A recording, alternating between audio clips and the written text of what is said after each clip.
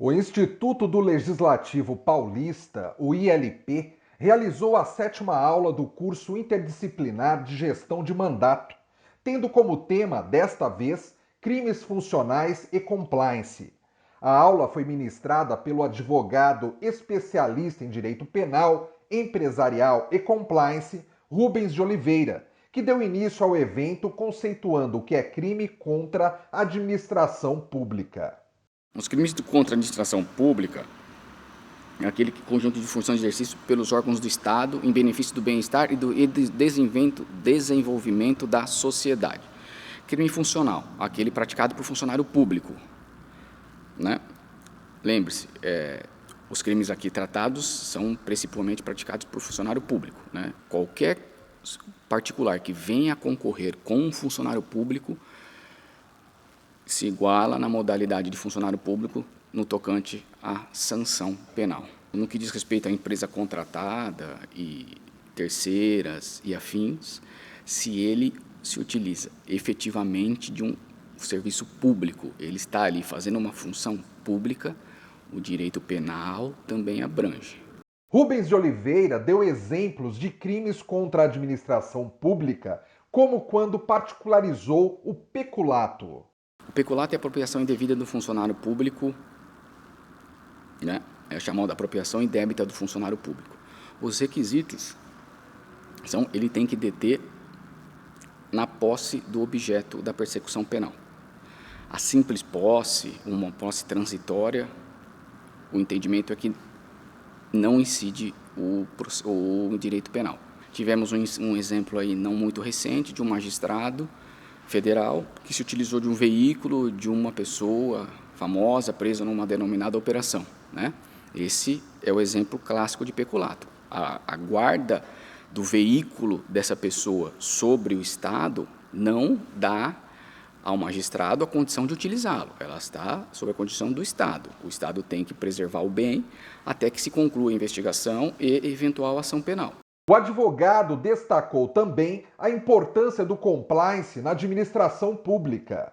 Sempre tem que haver um suporte da alta administração, né? Isso é basilar. A alta administração tem que estar bem comprometida com as questões de compliance, né? O código de conduta, a elaboração, treinamento e o mais importante, o aval, né? A alta administração tem que dar o aval de uma maneira abrangente para que se possa instituir a norma de conduta e as pessoas que forem, seja o compliance officer, tem empresas que escolhem comitês de compliance, eles tenham a condição de efetivamente implantar e punir aqueles que não cumprem, né? Porque se você não tiver o suporte da alta administração, muito provavelmente o seu programa de compliance não vai prosseguir, né? Porque fica difícil de punir, fica difícil de implantar, de treinar, né? Que o treinamento também é muito importante. A avaliação dos riscos, né? Isso é muito importante para a administração pública, você tem que avaliar os riscos para você fazer a contratação, porque uma vez você fazendo o contrato, você tem que cumprir, né? Senão você tem uma série de imposições aí do poder público, de não poder contratar, multa. Então você faz uma avaliação de todos os riscos e potenciais para que você conheça a companhia e institua o seu programa de compliance.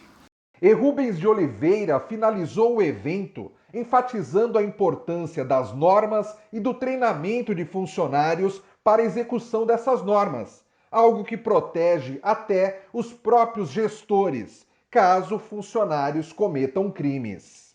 Se você tem uma norma de integridade objetiva, de acordo com os valores, você não deixa que a responsabilidade penal venha a ser flexibilizada. Porque se o agente lá embaixo, se ele está cometendo, em detrimento do dono da empresa, do CEO, do gerente, do chefe de seção, enfim, se ele está cometendo alguma coisa lá, ele teve o treinamento, ele sabe que aquilo é ilícito, né? Ele tem a empresa deu para ele certas condições para que ele não faça aquilo. É muito difícil que, quando instada uma investigação, a autoridade consiga chegar, por exemplo, no topo da cadeia, falar, meu amigo, mas por que seu funcionário fez lá? Aí ele fez porque ele quis, eu dei treinamento, eu tenho norma de integridade, ele foi expulso, né? Ele vai ter que ressarcir a empresa, então, e eu não coaduno com isso. Então, dentro dessas escalas, é muito mais fácil você, inclusive com a norma de integridade, obstar a aplicação da lei penal para o cargo de garante, que o garante nada mais é quem? É o gestor.